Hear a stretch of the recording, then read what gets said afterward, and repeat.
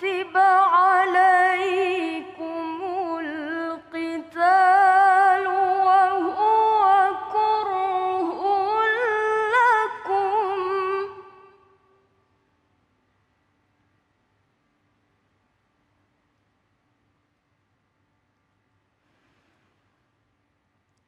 وعسى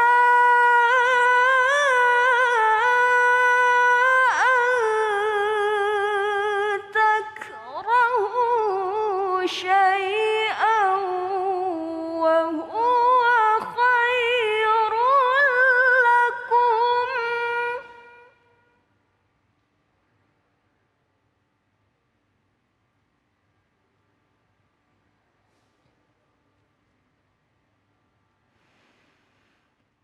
وعسى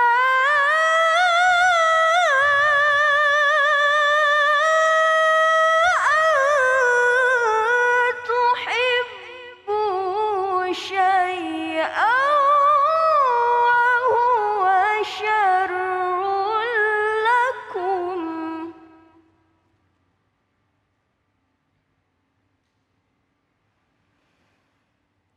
والله يعلم وأنتم لا تعلمون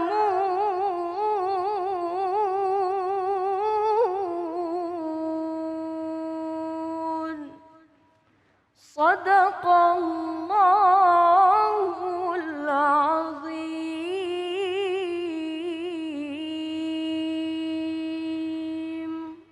Bismillahirrahmanirrahim. Allahumma salli ala Sayyidina Muhammad wa ala ali Sayyidina Muhammad. Assalamualaikum warahmatullahi wabarakatuh. Masya Allah, Alhamdulillah Rabbil Alamin. Di hari yang insya Allah penuh dengan nikmat berkah ini, kembali lagi saya Ali Zainal menemani pemirsa di rumah di dalam cahaya hati Indonesia. Masya Allah ya. Dan seperti biasa, sebelum Ali masuk ke dalam tema-tema kita yang sangat luar biasa hari ini, Ali ingin menginformasikan tetap kita jaga 5M. Mencuci tangan, menggunakan masker, menjaga jarak, menghindari kerumunan, dan membatasi diri untuk bepergian. Jadi kalau nggak penting-penting amat, di rumah aja ya. Dan baik, ada dua tema yang sangat luar biasa yang akan kita bahas pada kesempatan kali ini. Yang pertama, seindah rencana Allah Subhanahu wa Ta'ala, Masya Allah ya. Yang kedua, hiasi dirimu dengan rasa malu. Tuh ya, kalau nggak ada malunya bagaimana tuh ya. Dan baik, nanti insya Allah kita bertemu dengan guru-guru kita yang dimuliakan Allah Subhanahu wa Ta'ala. Al-Ustadz Taufikur Rahman, Al-Ustadz Abi Maki, dan seperti biasa nanti kita akan ngaji bersama Ustadz Munawir Ngacir. Dan langsung aja kita sedikit berbincang dengan guru kita yang dimuliakan Allah Subhanahu wa Ta'ala, Al-Ustadz Taufikur Rahman. Assalamualaikum guru. Waalaikumsalam warahmatullahi wabarakatuh. Sehat guru. Alhamdulillah. Pakai kacamata lihat bunga melati. Cakep. Walaupun kita jauh di mata, selalu dekat di hati. Dekat di hati. Sehat terus, panjang Amin, amin, umur guru. amin, Masya Allah amin, ya. wa fikum kadzalik, amin. Ya baik, jamaah yang dimuliakan Allah Subhanahu wa Ta'ala, kita akan sikapi cuplikan yang berikut ini, dan insya Allah nanti akan disikapi oleh guru kita. Silakan.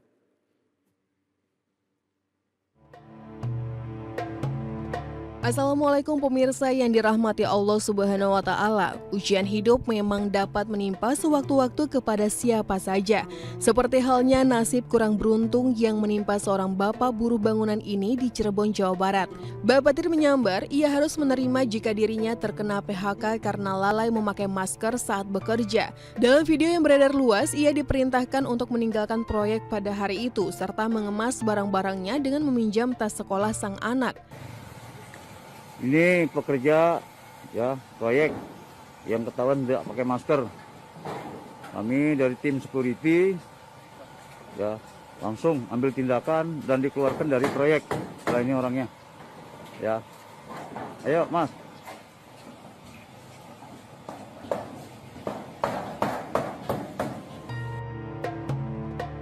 Namun Allah memiliki rencana lain, ujian Allah itu sangatlah bernilai tinggi. Video pemutusan hubungan kerja yang menimpa pria bernama Sudrajat ini pun viral di media sosial. Tak berselang lama, tawaran kerja lain datang dari berbagai penjuru. Dari bupati hingga influencer ternama ingin memperkerjakan Pak Sudrajat. Hal ini menjadi berkah dari sesuatu hal yang ia tak sangka-sangka. Ia pun kini dapat bekerja kembali dan menafkahi keluarga kecilnya. Maha suci Allah dengan segala kuasanya. Masya Allah, Masya Allah. Sebelum kita masuk ke dalam tema kita seindah rencana Allah, ini adalah merupakan rencana Allah juga ya. Oh iya. Jadi di mana ada kesulitan ada kemudahan. Mungkin guru ada yang ingin disampaikan. Ya, jadi bahasa orang bijak Habib Ali, al-insanu bitafkir, wallahu bitadbir. Segalanya manusia punya rencana, tapi Allah jualah yang menentukan. Menentukannya. Nah kalau misalnya guru perhatikan saat ini yang tadi sedikit cuplikan tadi, dia ikhlas ya, memang dia salah ya. Ya. Pada saat dia tidak menggunakan masker, dia ikhlas ya. Tapi lihat dong endingnya. Baik. Ikan mas koki berwarna-warna. Masya Allah. Rezeki nggak kemana-mana. Rezeki nggak kemana-mana. Masya Allah ya. Dan tetap ya, dimanapun kita berada, kita ikuti protokol kesehatan ya. Itu kudu harus wajib. Masya Allah ya. Dan baik, langsung aja kita akan masuk ke dalam tema kita. Kita akan membahas tentang seindah rencana Allah Subhanahu wa taala bersama guru kita yang dimuliakan Allah Subhanahu wa taala, Al-Ustaz Taufikur Rahman. Allahumma shalli ala sayyidina Muhammad. Assalamualaikum warahmatullahi wabarakatuh. Waalaikumsalam warahmatullahi wabarakatuh. Hamdan wa syukran lillah. Salatan wa salaman daimaini ala Rasulillah. Sayyidina wa maulana Muhammad ibn Abdullah. La haula wa la quwata illa billah. Pemirsa Cahaya Hati Indonesia dimanapun Anda berada, satu pantun pembuka dari Al-Fakir, buah manggis dibawa-bawa, anak pitung makan ketumbar. Jamaah semuanya manis kalau tertawa, membuat hati makin berdebar-debar. Melihat-lihat ke dalam taman, selalu salam sehat dari Taufikur Rahman. Seindah rencana Allah. Tadi qori'ah kita telah membacakan firman Allah, surat kedua, juz kedua, ayat 216. Yang dimana Allah mengajarkan kepada hamba-hambanya yang beriman, boleh jadi yang menurut logika kita nggak suka. Akan tetapi itu baik menurut Allah. Juga sebaliknya, boleh jadi yang ternyata anggapan kita itu yang terbaik buat kita, tapi itu nggak baik menurut Allah. Dan Allah maha mengetahui, kamu nggak tahu apa-apa. Disinilah pentingnya, makanya di saat kita mengaku beriman kepada Allah, ada rukun iman yang terakhir, wa tu'minu bil qadari khairihi wa syarihi. Beriman kepada ketentuan Allah, baik yang baik maupun yang buruk. Untuk mengangkat tema seindah rencana Allah, buat orang-orang yang beriman, tidak kaget dan gak akan heran. Kenapa? Karena di dalam hadis yang diriwayatkan oleh Imam Muslim, di mana baginda Rasulullah SAW telah mengingatkan kepada hamba-hambanya yang beriman. An Abi Hurairah radhiyallahu anhu qala. Dari Abu Hurairah, semoga Allah meridhoinya, dia telah berkata, qala Rasulullah sallallahu alaihi wasallam. Baginda Nabi besar kita Muhammad sallallahu alaihi wasallam telah bersabda, al-mu'minul qawiyyu khairun minal mu'minid dhaif. Adapun orang beriman yang gagah, yang kuat, itu lebih cakep dan lebih resep oleh Allah ketimbang orang mukmin yang lemah. Wa fi kullin khairun. Dan dalam setiap urusan ada baik, ada buruk, kedua-duanya mengandung nilai kebaikan.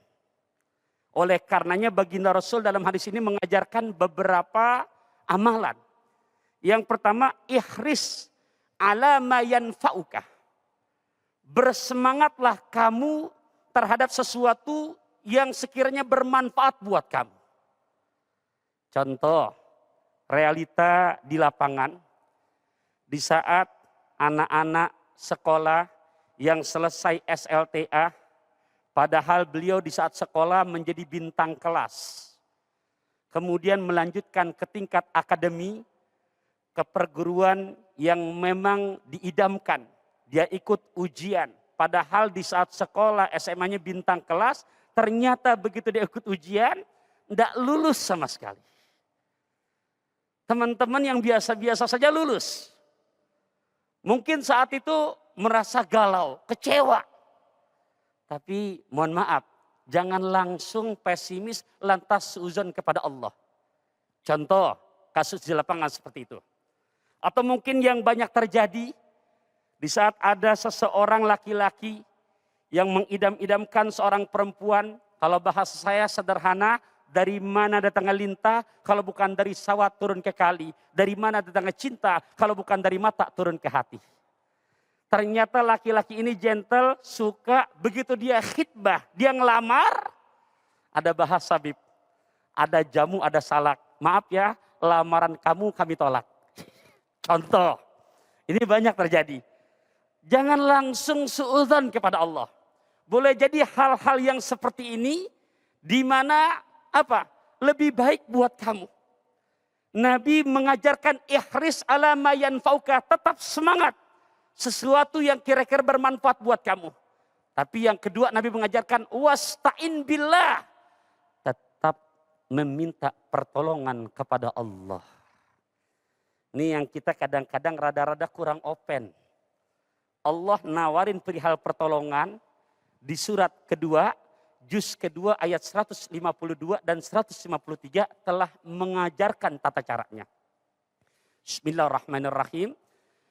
Fadhkuruni azkurkum washkuru li wa la takfurun. Ya ayyuhalladzina amanu ista'inu bis sabri was salah. Innallaha ma'as sabirin.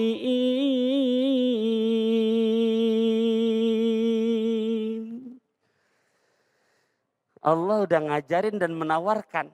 Maka ingatlah kamu sekalian hanya kepadaku. Allah jawab, niscaya aku akan lebih ingat lagi kepada kamu. Ini janji yang bersifat pasti.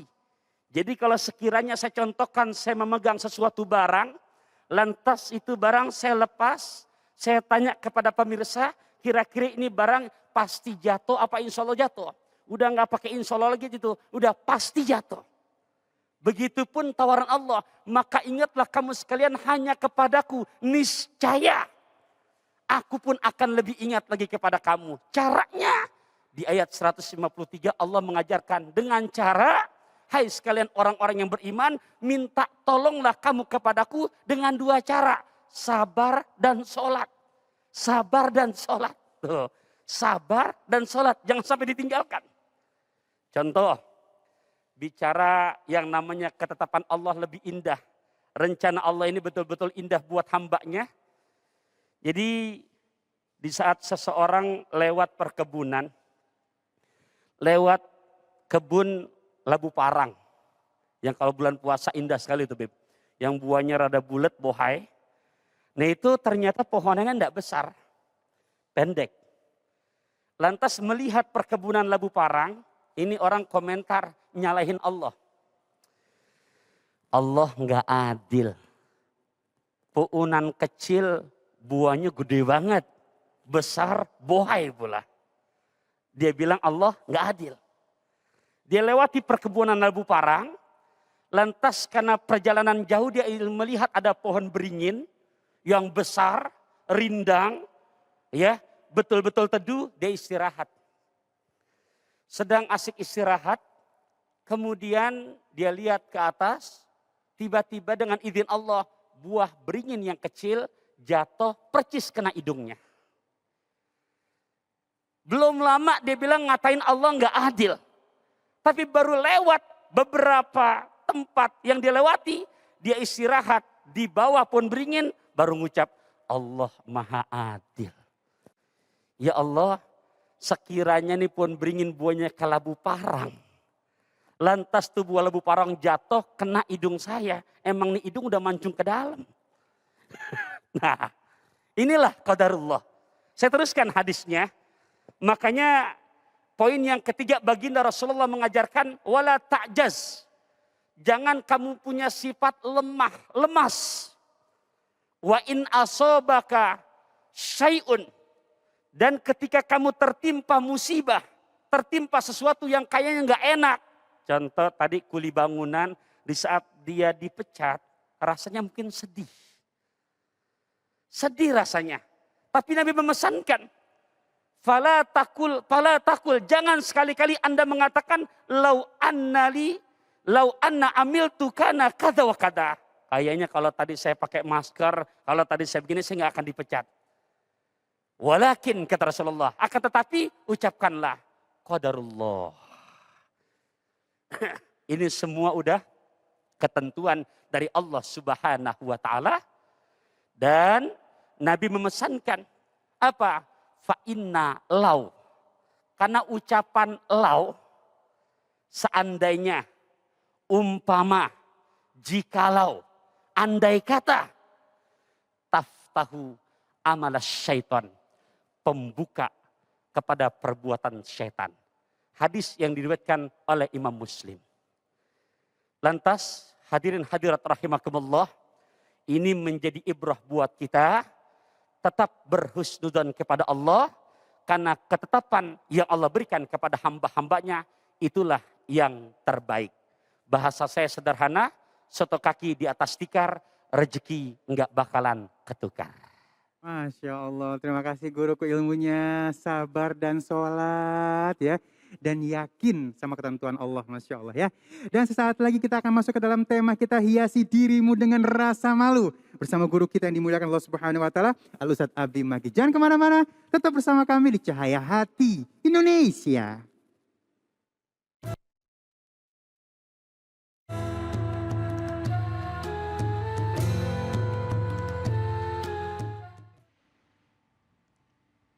أعوذ بالله من الشيطان الرجيم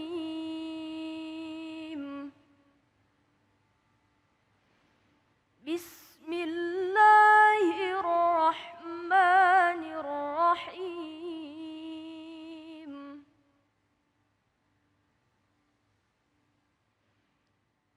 ولقد ذرأنا لجهنم كثيرا من الجن والإنس لهم قلوب لا يفقهون بها ولهم أعين لا يبصرون بها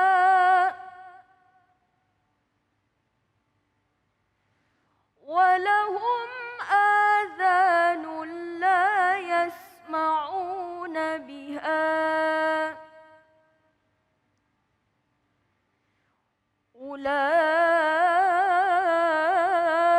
أولئك الأنعام بل هم أضل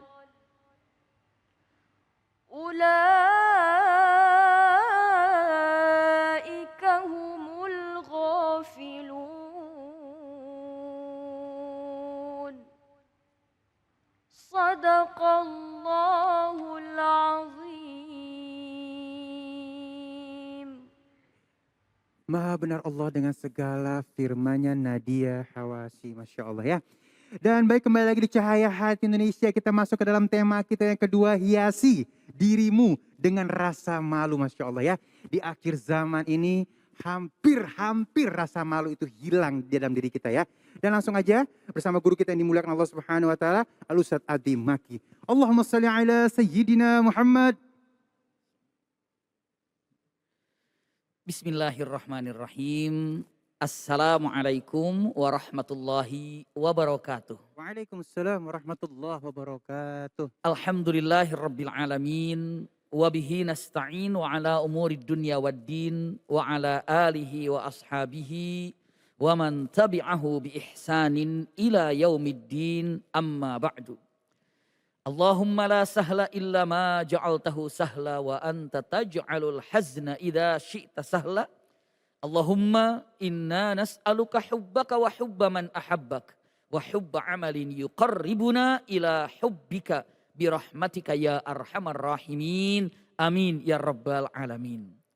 Pemirsa dimanapun berada, Masya Allah, ketika kita membicarakan tentang masalah rasa malu, indah ketika ada kalimat ucapan hiasi dirimu dengan rasa malu.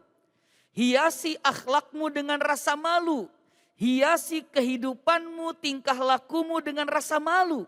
Kenapa? Karena Rasulullah Shallallahu Alaihi Wasallam bersabda dengan kata-kata indah. Inna likulli dinin khuluqa. Sesungguhnya setiap agama ini ada khasnya masing-masing. Dan ternyata khasnya agama Islam adalah al-haya, artinya adalah memiliki rasa malu. Tidak ada yang di muka bumi ini tercipta kecuali ada khasnya. Ketika bicara tentang api, khasnya panas.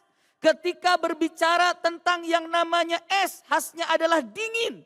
Tidak mungkin kita mencari mengatakan saya ingin mencari api yang dingin, mustahil. Saya ingin mencari es yang panas, mustahil. Segala sesuatu di muka bumi ini apabila nampak cirinya, maka akan nampak harganya. Cirinya bagaimana? Harganya numbuh. Laki-laki ada cirinya. Jika Anda wahai laki-laki ingin dihargai, maka perlihatkanlah ciri kelaki-lakian Anda. Anda wahai wanita ingin dihargai, maka punten perlihatkanlah ciri daripada kewanitaan Anda. Anda sebagai umat muslimin muslimat, perhatikan dan saksikan, perlihatkanlah akhlak daripada seorang muslim, apa? Memiliki rasa malu. Jika seorang muslim sudah tidak punya rasa malu, maka jatuhlah daripada derajat keislamannya. Karena setiap agama memiliki cirinya, dan cirinya Islam itu adalah punten memiliki rasa malu. Sampai Rasulullah dengan tegas kalimat yang sangat tajam. Idza lam tastahi fasna ma syi'ta. Jika kalian tidak punya rasa malu, terserah. Mau ngapain juga terserah. Mau bohong tiap hari terserah. Berarti Anda tidak punya rasa malu. Mau janji tiap hari tanpa harus ditepati terserah. Mau buka hijab terserah. Mau nggak ke masjid terserah. Mampu kurban tidak kurban terserah. Kenapa? Al-Quran pun sudah jelas tadi indah kalimatnya dibacakan. Dengan mengatakan lahum, mereka itu kulubun, lahum kulub. Mereka punya la yafqahuna biha, tapi hatinya tidak digunakan untuk berpikir. Walahum a'yun, mereka punya mata. Walakin, tapi apa? La yubsiruna biha, tidak digunakan untuk melihatnya. Walahum adhan, mereka punya telinga, tapi la yasma'una biha, tidak digunakan untuk mendengarkannya. Sampai mengatakan kalimatnya kal an'am, mereka itu seperti binatang. Apakah ada binatang yang memiliki rasa malu? Apakah punya rasa malu yang dimiliki oleh binatang? Sesungguhnya punten, agak sedikit galak bahasanya, manusia tanpa memiliki rasa malu bagaikan binatang yang ada di sekeliling kita.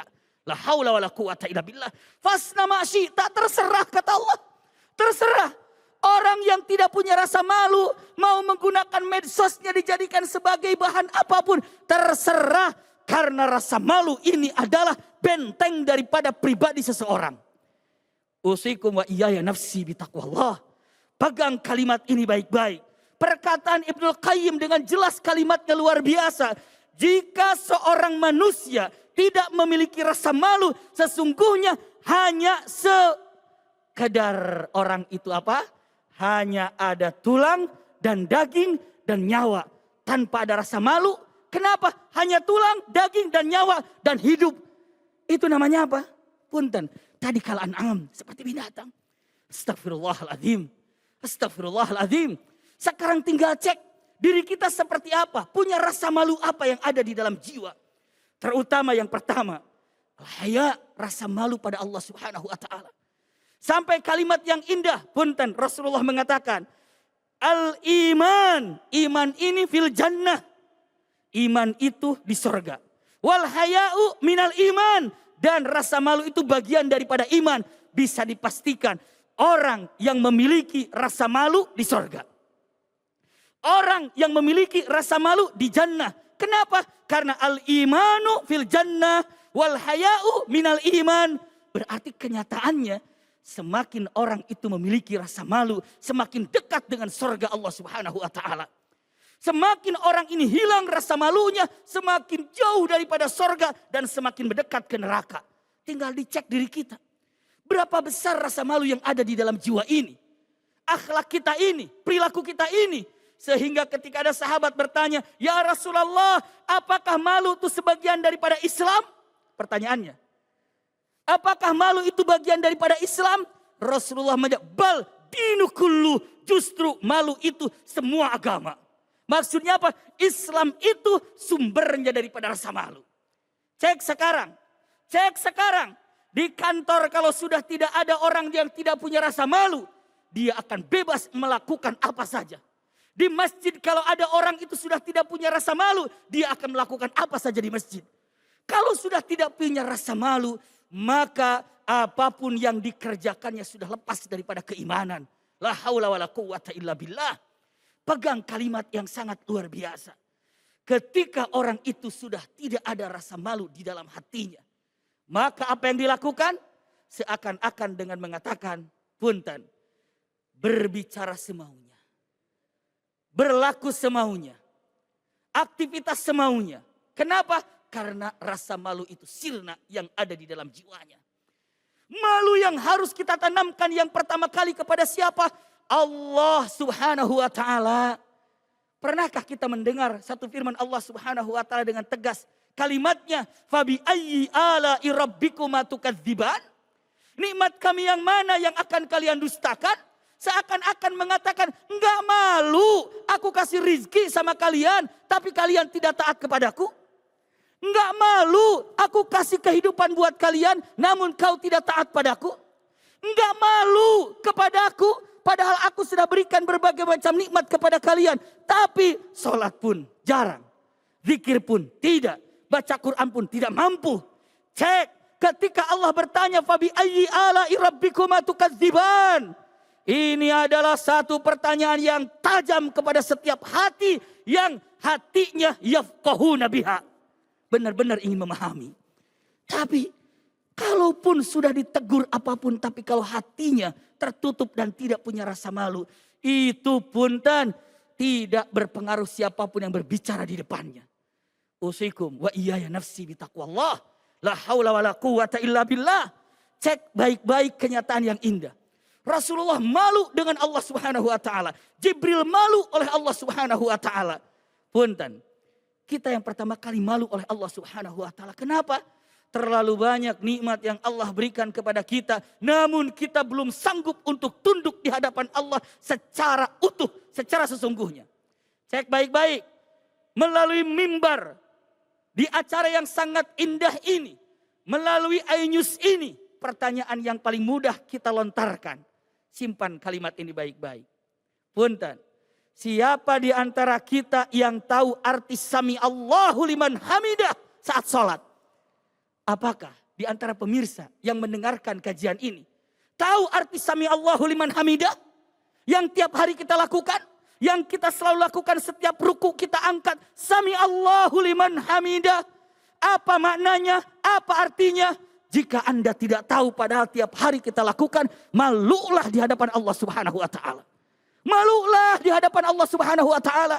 Ketika sujud, ketika ruku, ketika duduk di antara dua sujud, Rabbighfirli warhamni wazburni, tolong telaahi. Ketika Anda tidak tahu artinya, apakah Anda masih cengengesan ketawa kesana kemari, lalu Anda tidak malu dengan Allah Subhanahu wa taala? Ini dia. Bagaimana kita akan malu dengan manusia, dengan Allah saja kita tidak punya rasa malu.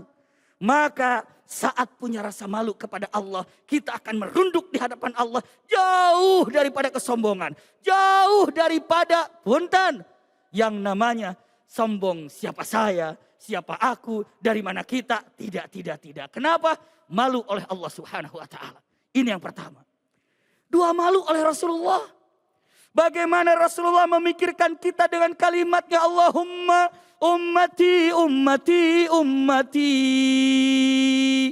Ya Allah umatku, umatku, umatku.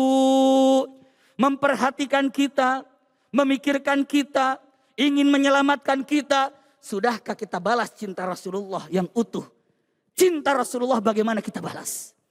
Bagaimana kita mencintai Rasulullah hari ini? Hari ini berapa kali kita bersolawat? Berapa kali kita menyebutkan Allahumma salli ala Sayyidina Muhammad dengan cinta? Berapa kali?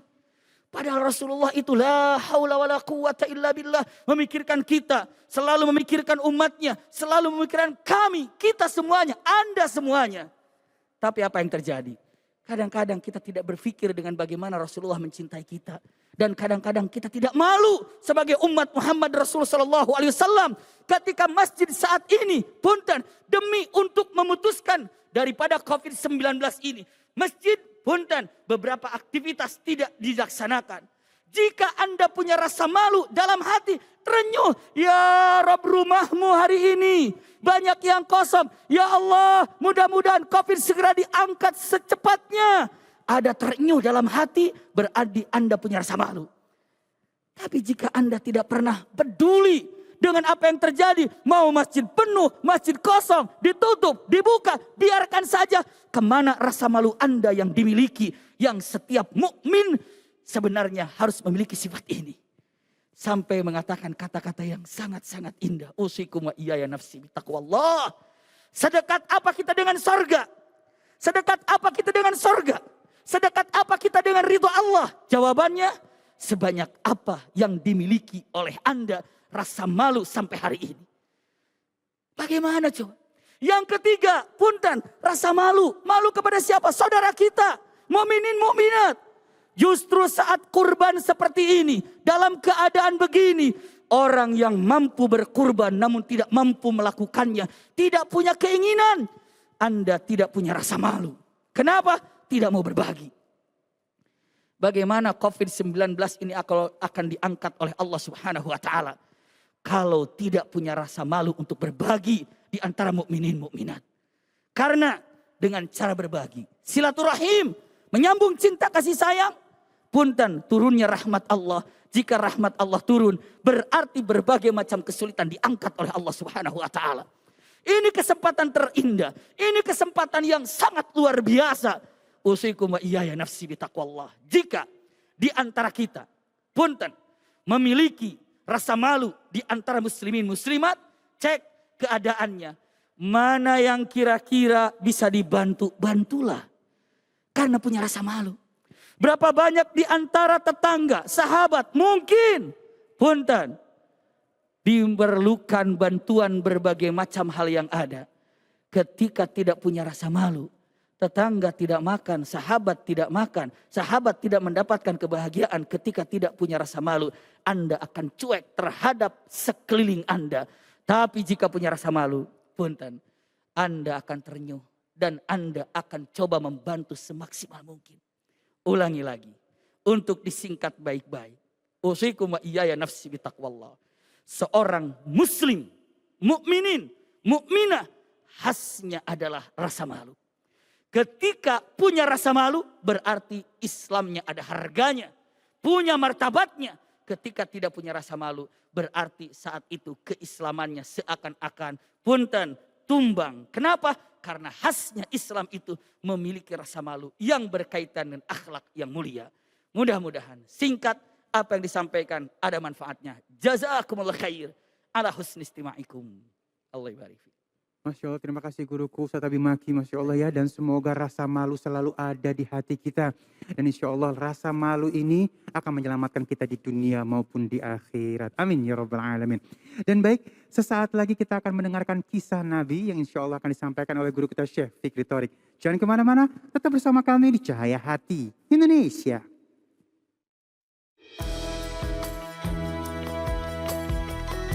Pemirsa Cahaya Hati Indonesia yang dirahmati Allah Subhanahu wa Ta'ala, ada begitu banyak kisah dan suri tauladan bagi kita dalam berkeluarga yang bisa diambil dari kisah keluarga Rasulullah Shallallahu Alaihi Wasallam. Salah satunya adalah kisah cinta putri bungsu Rasulullah yakni Fatimah Az-Zahra bersama sang suami Ali bin Abi Thalib. Kisah Fatimah dan Ali menjadi kisah cinta yang sangat terjaga kerahasiaannya hingga syaitan pun tak mengetahuinya sama sekali. Mereka dapat menjaga izahnya hingga Allah Subhanahu wa Ta'ala menghalalkan keduanya. Ali bin Abi Thalib yang tak lain merupakan Khulafaur Rasyidin keempat adalah sepupu dan juga salah satu sahabat yang istimewa di mata Rasulullah SAW. Ia sosok yang cerdik sekaligus pemberani dan juga seorang mujahid perang yang gagah. Sedangkan Fatimah Az-Zahra merupakan putri yang taat, penyayang dan selalu berada di samping ayahnya yakni Rasulullah SAW dalam setiap kisah perjuangan beliau dalam menyebarkan nilai-nilai Islam.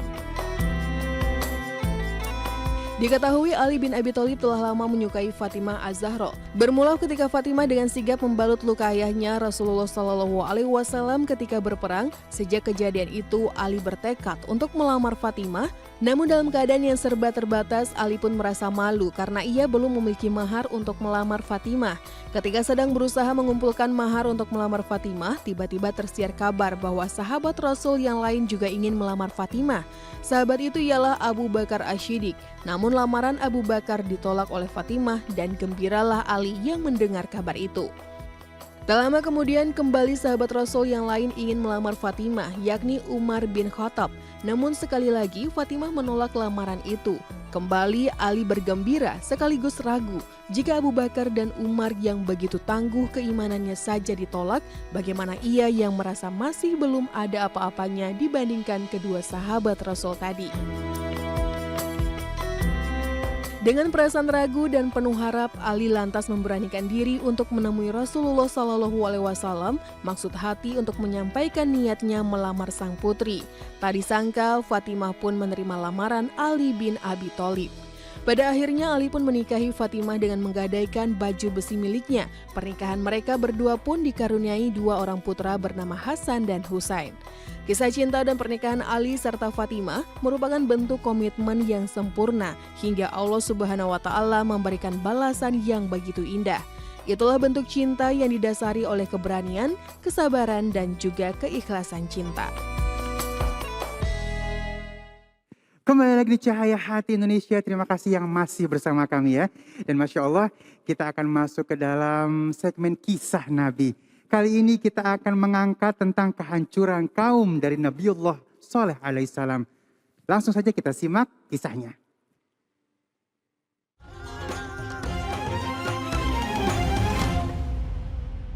Assalamualaikum warahmatullahi wabarakatuh. Alhamdulillahi Rabbil Alamin.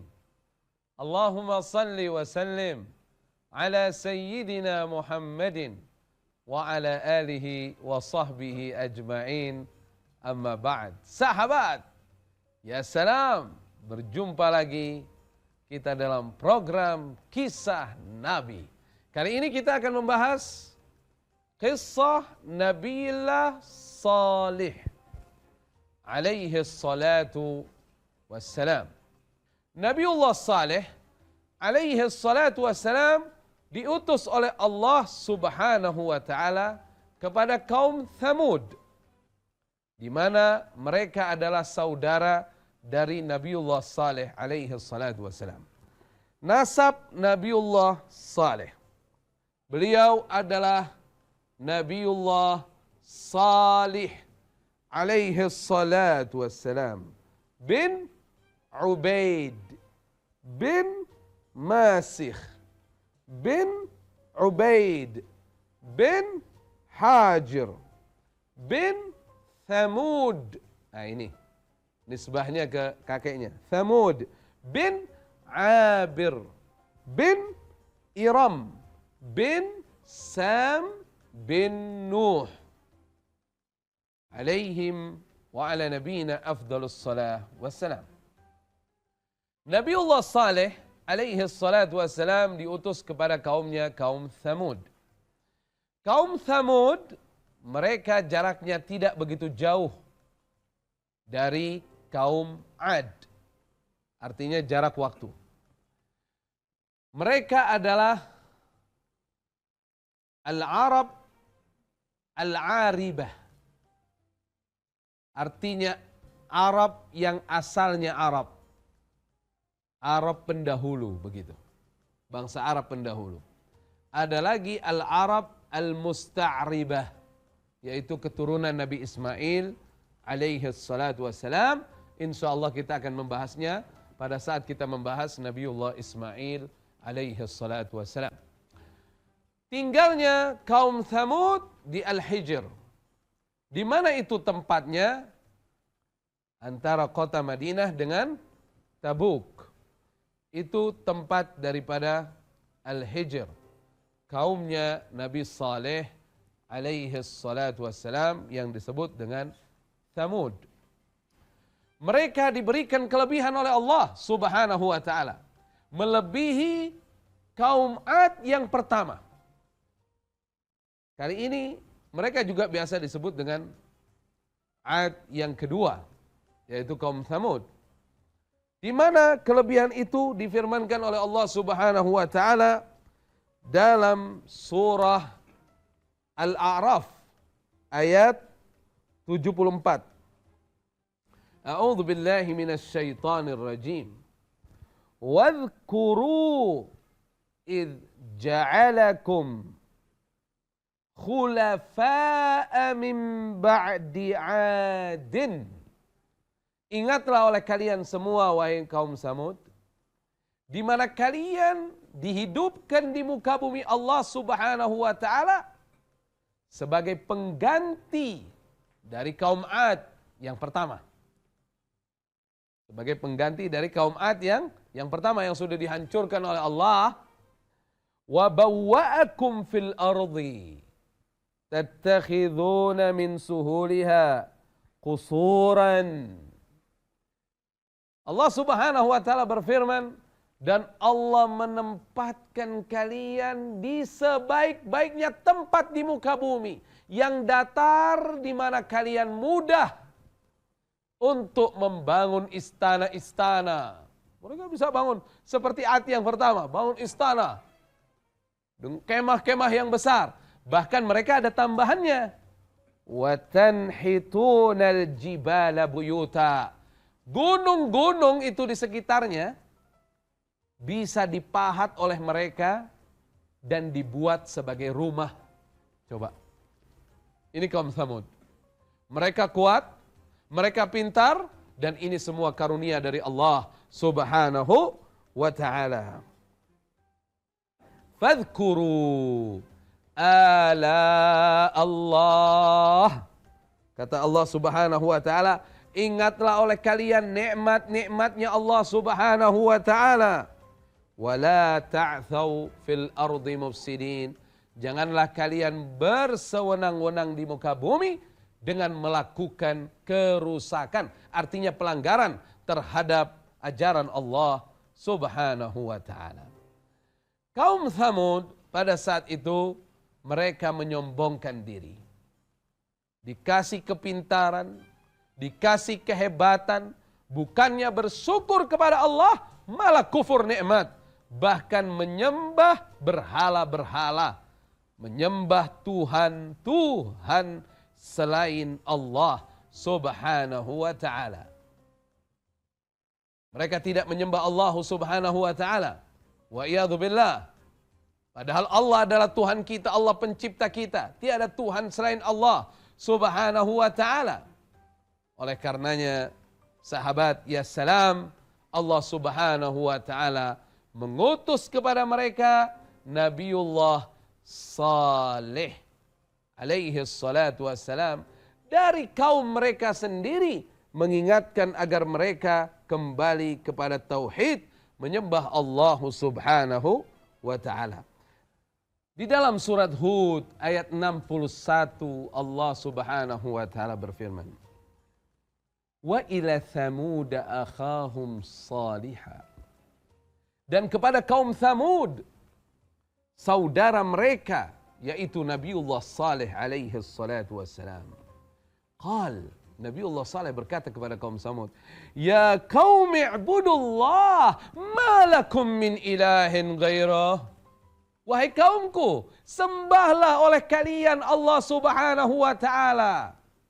Tidak ada Tuhan untuk kalian kecuali hanya Allah Subhanahu wa taala. Huwa ansha'akum minal ardi wasta'marakum fiha. Dialah Allah yang menghidupkan kalian dari bumi, dari tanah.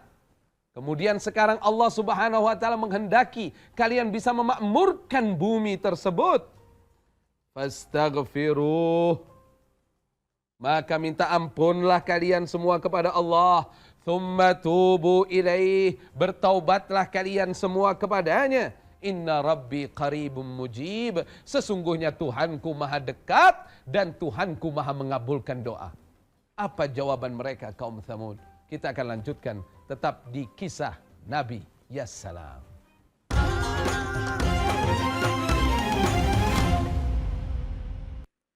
Masya Allah, terima kasih guruku Syekh Fikri Thorik dengan kisah nabinya ya.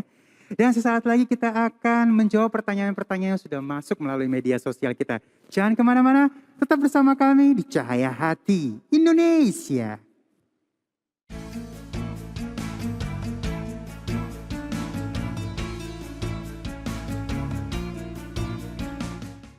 Kembali lagi di Cahaya Hati Indonesia dan Masya Allah, kita akan menjawab pertanyaan-pertanyaan yang sudah masuk melalui media sosial kita dan kita sudah pilihkan yang sesuai dengan tema kita pada kesempatan kali ini.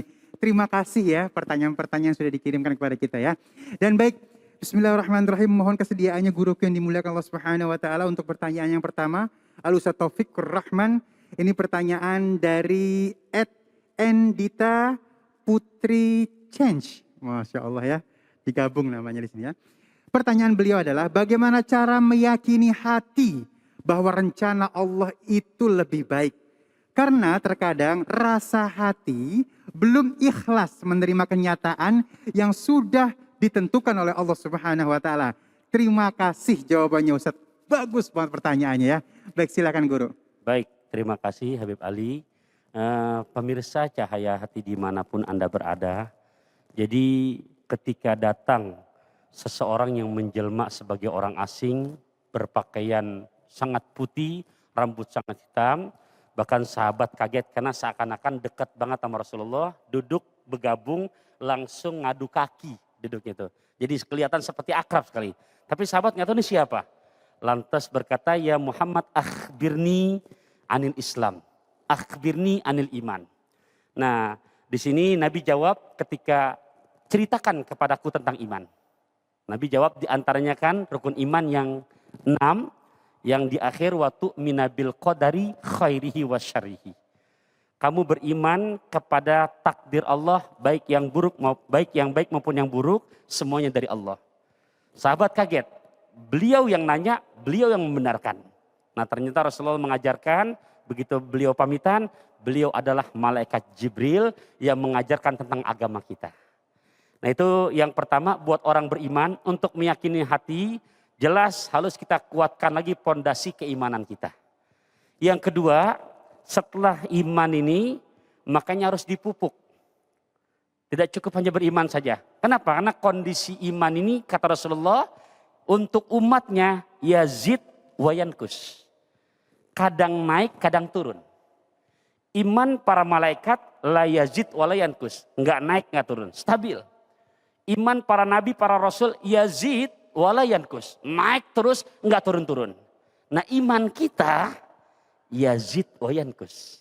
Kadang-kadang naik, kadang-kadang turun. Nah untuk menstabilkan iman sehingga di saat terjadi ketetapan yang kurang enak menurut kita. Oleh karenanya, memupuk iman, Allah memberikan solusi. Di surat Ar-Ra'd ayat ke-28.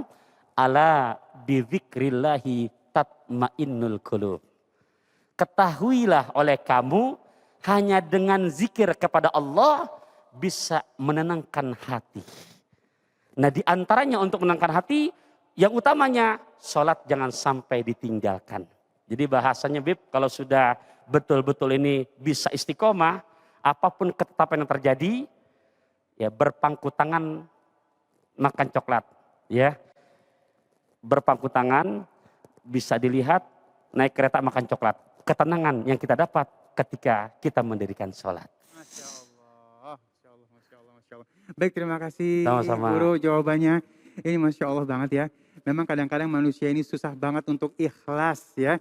Tapi disitulah semakin kita teruji, insya Allah semakin tinggi tingkatan keimanan kita ya, Masya Allah ya.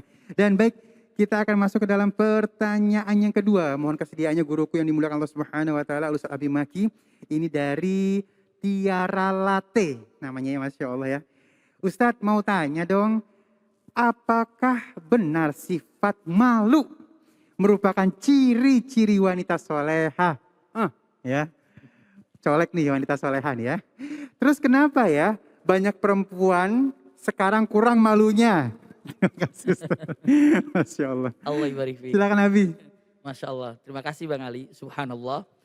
Luar biasa. Benar yang namanya salah satu daripada ciri wanita solehah itu memiliki rasa malu. Memang rasa malu ini sangat baik ketika dimiliki oleh laki-laki. Namun saat dimiliki oleh perempuan jauh lebih baik. Kenapa? Karena wanita yang memiliki rasa malu ini adalah menunjukkan daripada kesolehaannya. Contoh saja, punten. Ingat perkataan yang namanya Siti Fatimah, putri daripada Rasulullah SAW. Iya. Beliau ini pernah berpesan kepada Asma binti Abu Bakar. Apa pesannya? Asma, saya tadi melihat ada jenazah wanita yang hanya dibungkus dengan kain kafan. Lalu sedang berjalan, saya melihat bentuk tubuhnya itu nampak dengan kain kafan itu. Maka, lihat, bagaimana wanita soleha ini rasa malunya sampai memikirkan kalau seandainya nanti jenazahnya seperti apa.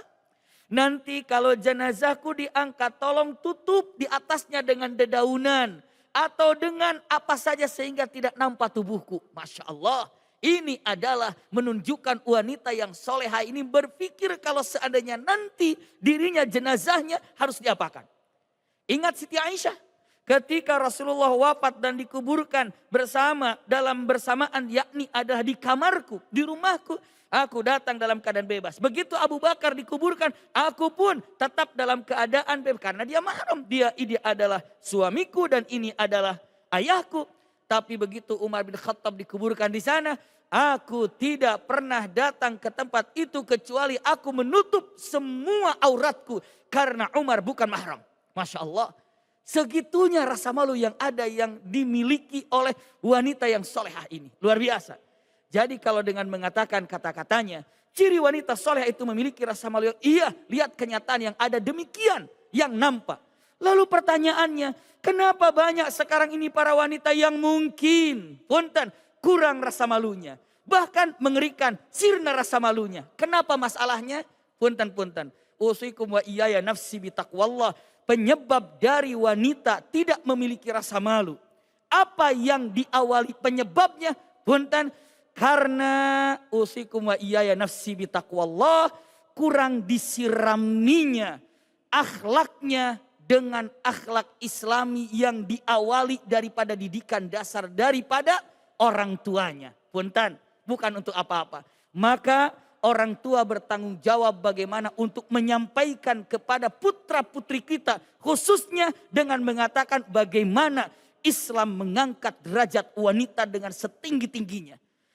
Islam bagaimana mengangkat derajat wanita seindah-indahnya. Sehingga cek dalam kisah Nabi Musa alaihissalam. Nabi Musa, ketika Nabi Musa dikejar oleh Fir'aun, ya kan, melihat kemudian di situ ada dua wanita, yang mana dua wanita ini tidak memberikan gembala kepada kambingnya. Heran, kambing sudah kekeringan, kambing sudah kehausan, tapi tidak dikasih minum. Bertanya, ma khatbukuma, apa yang membuat engkau tidak dikasih minum kepada kambing-kambing ini? Jawabannya persingkat, digawarkan oleh wanita itu mengatakan, aku tidak akan pernah memberikan kambing ini minuman.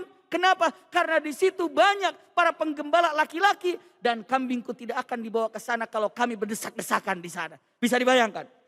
Wanita ini tidak mau berdesak-desakan walaupun untuk memberikan kepada ternaknya. Kenapa? Sebelum para laki-laki itu pergi baru akan datang. Masya Allah. Bagaimana wanita yang soleha ini memiliki rasa malu? berjumpa dengan bukan mahramnya saja tidak. Sekarang ini naudzubillah mungkin bisa punten-punten video callan bukan dengan mahramnya. WhatsAppan bukan dengan mahramnya. Hati-hati, Anda telah membukakan pintu setan di dalam hati Anda dengan mengatakan demikian.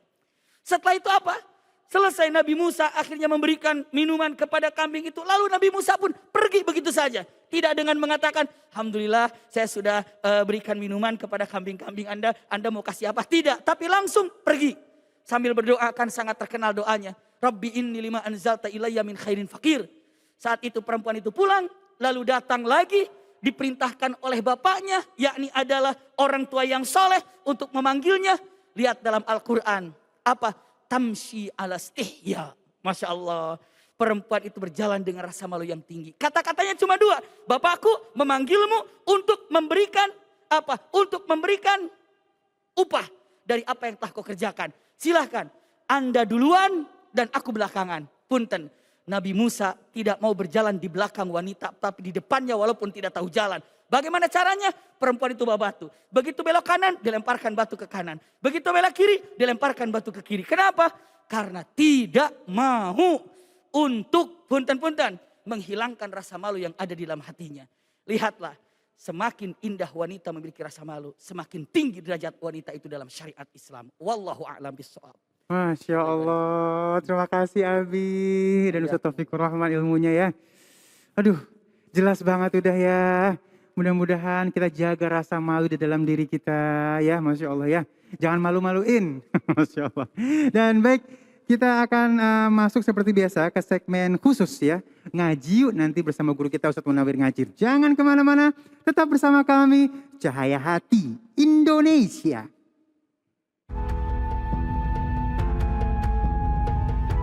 Sholat Jumat menjadi kewajiban bagi laki-laki muslim. Biasanya dilakukan di hari Jumat di waktu siang atau saat masuk zuhur. Dilaksanakan secara jamaah, maka tak heran jika setiap Jumat masjid-masjid akan penuh oleh para laki muslim yang sedang menjalankan kewajibannya. Tapi tahukah Anda, jika dalam sejarah Islam pernah terjadi sholat Jumat termegah sekaligus diikuti oleh laki-laki muslim terbanyak? Dilansir dari buku berjudul Detik-Detik Jatuhnya Konstantinopel ke Tangan Muslim karya Roger Crowley, dalam buku tersebut diceritakan kejadian sholat Jumat termegah sekaligus terbanyak ini pernah terjadi pada tanggal 23 Maret tahun 1453 ketika terjadinya penaklukan Konstantinopel yang kala itu dipimpin oleh Sultan Mehmed II atau yang kita kenal sebagai Muhammad Al-Fatih. Berangkat dari Edirne dengan penuh kemegahan bersama seluruh pasukannya, baik itu prajurit kavaleri ataupun prajurit infanteri, Muhammad Al-Fatih memimpin langsung sholat Jumat termegah dalam sejarah Islam itu. Sholat Jumat termegah tersebut dilakukan di jalan menuju Konstantinopel dengan jamaah yang membentang sepanjang 4 km dari pantai Marmara hingga Selat Golden Horn di utara. Sholat Jumat itu pun dilakukan di depan benteng Konstantinopel dengan jarak 1,5 km. Selama lebih dari 1000 tahun, Konstantinopel menjadi pusat dunia barat sekaligus pertahanan Kristen terhadap Islam. Kota ini juga tak pernah lepas dari ancaman dan selalu muncul setiap 40 tahun. Namun Muhammad Al-Fatih dengan bala tentaranya yang sangat besar akhirnya berhasil melewati tembok pertahanan kota Konstantinopel berbekal persenjataan baru yang canggih sebanyak 80.000 pasukan muslim, mulai menyerang 8.000 pasukan Kristen di bawah kepemimpinan Konstantin ke-11 Kaisar Bizantium ke-57.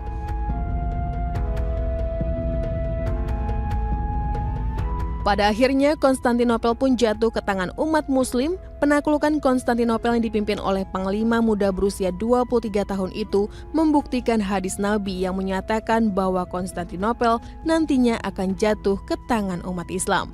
Kota Konstantinopel akan jatuh ke tangan Islam. Pemimpin yang menaklukkannya adalah sebaik-baiknya pemimpin dan pasukan yang berada di bawah komandonya adalah sebaik-baiknya pasukan. Hadis riwayat Ahmad. Kembali lagi di Cahaya Hati Indonesia dan kita masuk ke dalam segmen khusus nih ya. Segmen yang digemari oleh pemirsa di rumah. Ngaji ceria bersama guru kita Ustaz Munawir Ngajir. Ngaji yuk!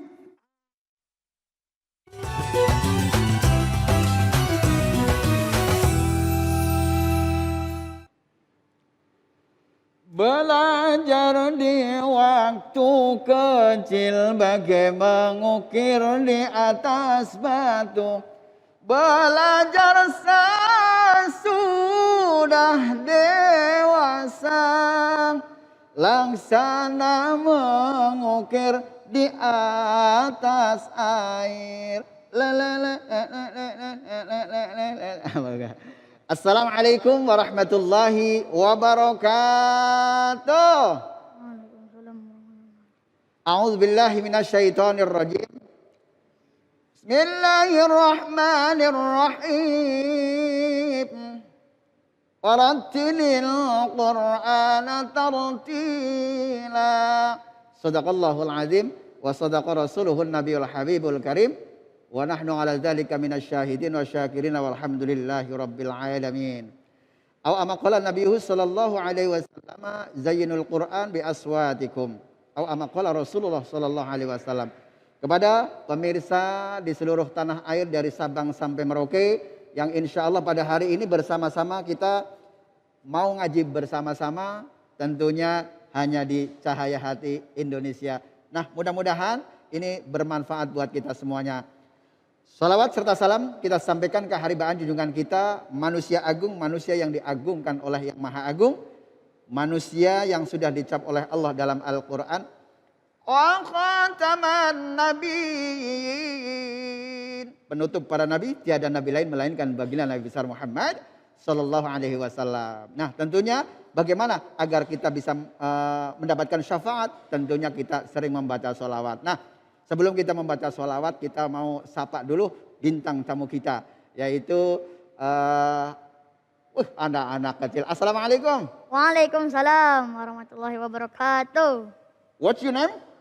My name is Ahmad Nasir Syarat. Masya Allah, anak kecil bisa bahasa Inggris pemirsa. Alhamdulillah. Nah, di keadaan pandemi seperti ini, itu di rumah kan boring juga ya. Iya. Enaknya ngapain itu? Bersolawat. Sholawatan. Emang sholawatan bisa? Bisa. Dicoba. Sholawatan pemirsa, ini biar mendapatkan syafaat bersama-sama dari Sabang sampai Merauke. Tentunya ini Ahmad Nasir Syarat.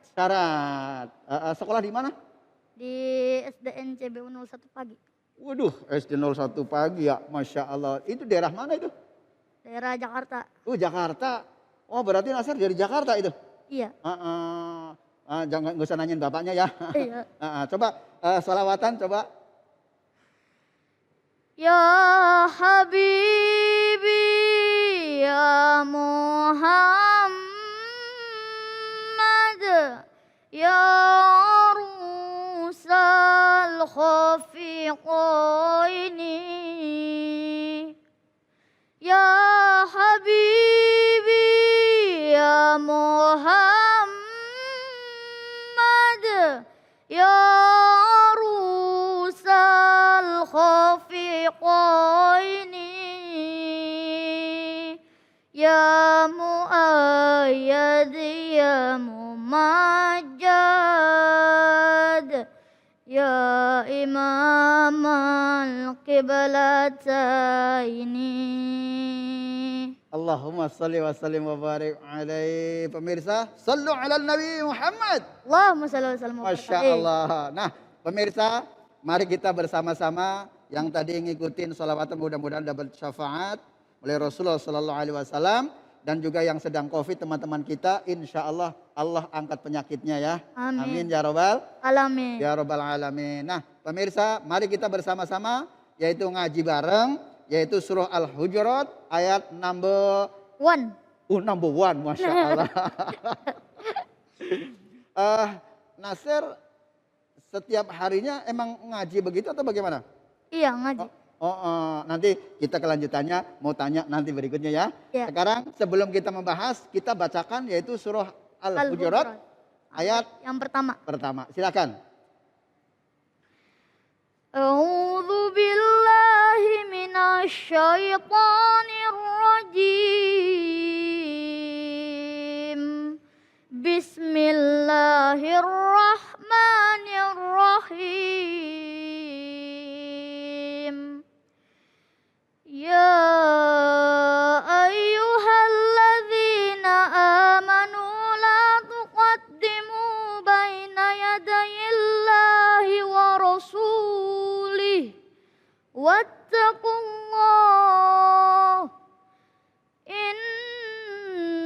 Innallaha sami'un alim.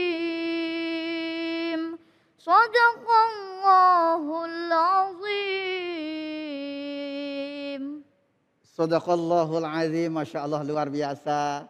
Itu Nasir diundang di Cahaya Hati itu memberikan motivasi kepada temannya atau memang biar ngajinya lebih yakin lagi? Saya memotivasikan diri saya supaya teman-teman saya yang seumuran saya ini selalu mengaji. Wah, begitu, Masya Allah. Walaupun dalam keadaan Seperti ini. seperti ini ya. Ya, tentunya teman-teman kita doain biar lebih maju lagi ngajinya ya. Ya. Masya Allah, pemirsa, inilah memberikan motivasi buat kita.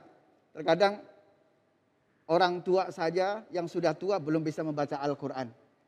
Dengan motivasi dari anak-anak kita, insya Allah mudah-mudahan orang tua yang di rumah tentunya memberikan motivasi kepada anak-anaknya. Jikalau anaknya belum bisa membaca Al-Quran, sangat-sangat rugi. Yaitu apabila nanti anaknya dicap menjadi anak yang soleh, tidak bisa membaca Al-Quran, tidak bisa mengaji tentunya. Nah, inilah memberikan motivasi kepada adik-adik kita yang apalagi dalam keadaan seperti ini, waktunya yang tidak bisa untuk bareng-bareng dengan saudara. Kita diingatkan oleh anak-anak yang kecil seperti ini bisa menghafal dan juga bisa membaca Al-Quran, luar biasa. Nah, bagaimana? Makanya kita orang tua punya kewajiban, yaitu yu'allimul, kita mengajarkan kepada anak-anak kita, yaitu mengaji. Nah, tentunya kalau kita sudah anak-anak kita sudah bisa mengaji, insya Allah orang tua kita nanti akan diberikan mahkota oleh anak-anak kita, insya Allah. Nah, para pemirsa, kita akan bareng-bareng dengan adik kita Ahmad Nasir Syarat, dan insya Allah kita nanti di rumah selalu dalam posisi COVID seperti ini. Yang bisa lakukan adalah kita sering membaca Al-Quran. Karena di situ langsung dialog dengan Allah Subhanahu wa Ta'ala, agar anak-anak kita ketika membaca satu huruf, Allah akan dikasih pahala 10 kali pahala. Dan inilah apalagi bisa membaca dalam satu surah. Insya Allah mudah-mudahan di rumah untuk bisa mencegah imun kita agar nambah, tentunya sering membaca Al-Quran. Makanya jangan tinggalkan ngaji nyuk di sini, insya Allah memberikan ghirah, pelajaran atau tanbih, peringatan buat kita semuanya. Nah, pemirsa, mari kita bersama-sama kita buka surah Al-Hujurat ayat yang pertama. Nah, para pemirsa, saya sering memberikan nada kepada para pemirsa yang ada di rumah. Mama, mama, mama. Coba 1, 2, 3. Mama, mama, ma. Masya Allah. Kalau yang tadi kan bacanya si Nasir sudah bagus ya. Nanti tinggal ditartilkan makhrajul hurufnya, cara pengucapannya, biar nanti artinya tidak berubah, ya kan? Kalau salah pengucapan berarti artinya beda. Nah, maka dari itu pemirsa, yaitu surah Al-Hujurat, tentunya kita memperingatkan bahwa orang yang beriman nanti kita akan ditambahkan keimanannya, yaitu dengan membaca Al-Quran. A'udzu billahi minasy syaithanir rajim. 1, 2, 3. A'udzu billahi minasy syaithanir rajim. Bismillahirrahmanirrahim. Bismillahirrahmanirrahim. Nah, pemirsa, kalau yang pemula di rumah kayaknya agak masih repot ya, yang masih belum lancar baca Al-Qur'annya. Iya. Nah, makanya nada yang kita pelajari yang ma gitu aja ya. Ya. Oke, siap. Pemirsa, Bismillahirrahmanirrahim. 1, 2, 3. Bismillahirrahmanirrahim. Masya Allah. Yuk kita lihat pemirsa, yaitu surah Al-Hujurat ayat pertama. Ya ayyuhalladzina amanu la tuqaddimu baina yadayillahi wa rasulih. 1, 2, 3 dengan pemirsa. Ya ayyuhalladzina amanu la tuqaddimu baina yadayillahi wa rasulih. Masya Allah, kalau anak kecil napasnya masih panjang ya. Iya. Ya Allah, kalau napasnya udah nggak panjang begitu kan ngajinya biasanya terbata-bata ya. Iya. Bacanya ya ayyuhalladzina amanu seperti itu ya. Masya Allah. Nah, pemirsa dan Ahmad Nasir, nih pertama yaitu lafal ya ayyuhalladzi. Iya. Nah, lafal ya ayyuhalladzi itu dinamakan mad jaiz munfasil. Mad yaitu jaiz ya munfasil. Nah, kan ada namanya mad jaiz munfasil, ada namanya mad wajib muttasil. Nah, mad jaiz munfasil ini yaitu lafal ya. Karena apa pemirsa? Lafal ya di sini itu bisa berdiri sendiri ya. Bisa berdiri sendiri. Nah, kemudian bertemu dengan hamzah dalam 2 kata. Makanya di sini pemirsa lafal ya ayyuha yaitu dibaca mad jaiz munfasil. Munfasil artinya terpisah gitu. Kalau terpisah kan gak enak ya Mas ya? Iya. Allah. Pemirsa, apalagi dalam pandemi seperti ini ya Allah kumpul di rumah ya. Iya. Makan sendiri gitu ya. Allah ya Karim. Nah, lafal amanu. Nah, di sini alladzina kalau ada ya mati dibaca apa ya? Dibaca panjang. Oh, dibaca panjang. Emang huruf panjang ada berapa? Ada 3. Ada 3? Ya. Masya Allah. Coba disebutin pakai nada 1. Tepuk huruf panjang. Tepuk huruf panjang. Jumlahnya ada 3. Pertama, alif. Kedua, waw mati. Ketiga, ya mati. La ilaha illallah Muhammadur Rasulullah. Yes. Masya Allah. Ini nah apa namanya kalau ada anak seperti kecil seperti ini emang harus pakai seni ya. Iya. Kalau seni kan jadi indah ya. Iya. Ya Allah. Lah kalau nggak pakai seni enak nggak? Enggak. Nggak enak. Lah coba nyontoin baca Quran nggak pakai seni gimana caranya? Bismillahirrahmanirrahim. Nah, iya kagak enak ya, kagak enak. Iya. Apalagi kalau nyanyi ya. Iya. Nyanyi kalau nggak pakai seni enak nggak? Enggak. Nggak enak kan? Iya. Nah, contohnya? Contohnya di depan orang tuamu, kau panggilkan diriku. Nah, kagak enak ya. Coba kalau pakai lagu gimana? Apa nyanyi? Di depan orang tuamu, kau malukan diriku. Kau bandingkan aku dengan dirinya. Masya Allah. Udah jangan diterusin aja. Ayo, kemudian lafal alladzina berarti dibaca panjang. Alasannya karena ada ya mati. Ya mati. Kemudian lafal amanu pemirsa, ini lafal amanu di sini ada namanya mad badal ya. Mad badal adalah ganti. Asalnya adalah Akmana yu'minu itu Nasir bisa nggak seperti itu? Bisa tapi yang fa'lala. Oh coba. Fa'lala yuf'ilu fa'lalatan mufi'lalan mufa'lalan mufa'lilun mufa'lalun fa'lilat fa'lil mufa'lalun mufa'lalun. Ya Masya Allah. Itu kalau namanya amsilatut tasrifiyah. Yaitu kalau mau merubah atau merombak lafal untuk mengartikan atau menafsirkan ada udah sampai situ aja ya Mas ya. Ya Allah. Kemudian la tuqaddimu. Nah, di sini ada mudha'af artinya hurufnya kalau ada tasdid ditumpuk ya. Asalnya adalah qadada yuqaddidu qadama yuqaddimu. Nah, seperti itu kan? Nah, seperti itu. Nah, kemudian lafal baina. Baina itu bukan mad asli, tapi madlin. Madlin. Madlin itu laki bukan, perempuan bukan. Jadi apa dong? Jadi apa? Masya Allah. Artinya apa?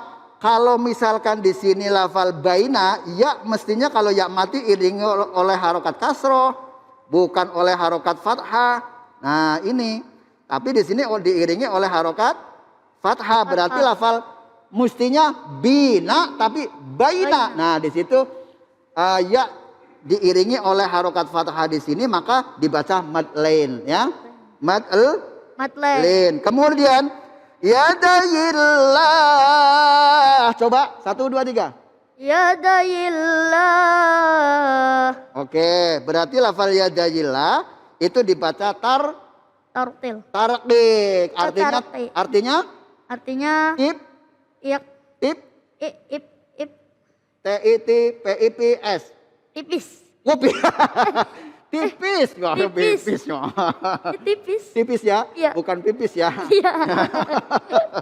Allah ya karim. Terus kemudian dibaca yadillah. Yadayillah. Bukan pakai o. Bukan yadayillah. Bukan pemirsa.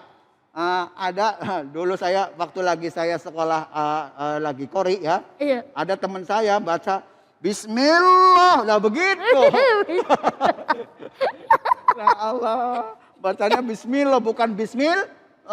Karena apa? Belum mengetahui ilmu Tajwid. tajwid. Nah, di sini ada lafal Allah. Kemudian warasuli. Nah, warasuli ini dibaca Panjang. panjang, haknya juga dibaca Panjang. namanya madsilah qasirah, ya. Ya. Panjangnya berapa? Yaitu cuma 1 alif, 1 alif pemirsa. Nah, kemudian lafal wattaqullah, ya. Sekarang nah di sini yang pakai huruf bacaan tafkhim, yaitu dibaca tebal.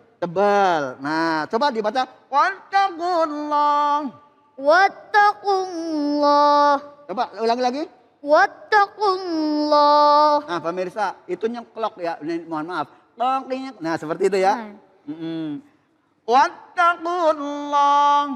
Wattaqullah. Nah, setelah itu ini dibaca tafkhim. Oke. Nah, dibaca tafkhim dibaca tebal. Nah, kemudian sekarang lafal inna. Inna di situ ada tasdid. Ada tasdid. Yaitu harus dibaca dengung. Hurufnya ada dua, nun dan mim. Ayo dengan pemirsa baca dari dengan pemirsa di rumah ya. Ya. Innallaha sami'un alim. 1, 2, 3. Innallaha sami'un alim. Masya Allah. Itu kalau sehari Nasir belajar berapa kali sih? 2 kali. 2 kali. 2 kali? 2 kali apa? Habis apa? Habis maghrib sama ya 2 kali habis maghrib doang. Oh, 2 kali Masya Allah. bacanya. Nah, setelah habis ngaji, terus? Ngaji, terus makan. Iya. Nah, kemudian apa namanya? Ini lagu yang terakhir ya, yang terakhir. Innallaha sami'un alim. Sadaqallahul azim. Insya Allah, kirain mau dilanjutin ya. Oke, silakan ditutup deh sekalian. Oke.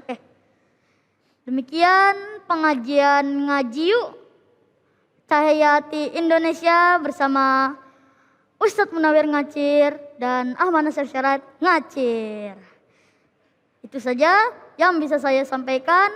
Semoga bermanfaat. Kurang dan lebihnya saya mohon maaf. Assalamualaikum warahmatullahi wabarakatuh. Waalaikumsalam. Waalaikumsalam warahmatullahi wabarakatuh. Masya Allah, nikmat banget guruku. Ya Allah, jadi kepengenan punya anak. Sama ya.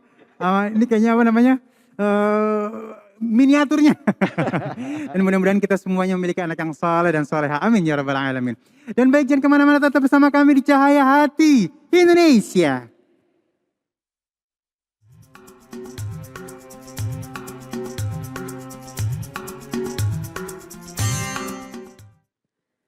Subhanallah, Maha Suci Allah yang telah mengumpulkan kita di program yang sangat indah ini.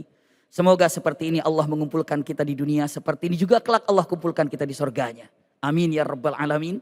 Ternyata subhanallah, hidup tanpa akhlak itu hanyalah seperti kehidupan tanpa arah. Ternyata akhlak yang terindah adalah memiliki rasa malu yang sangat tinggi. Lalu bagaimana cara memupuk rasa malu yang tinggi ini agar akhlak kita lebih baik? Ternyata hubungan dengan Allah dengan salat. Kenapa? Inna salata tanha anil fahsya'i wal munkar. Karena menunjukkan akhlak yang baik menjauhkan daripada perbuatan keji dan munkar.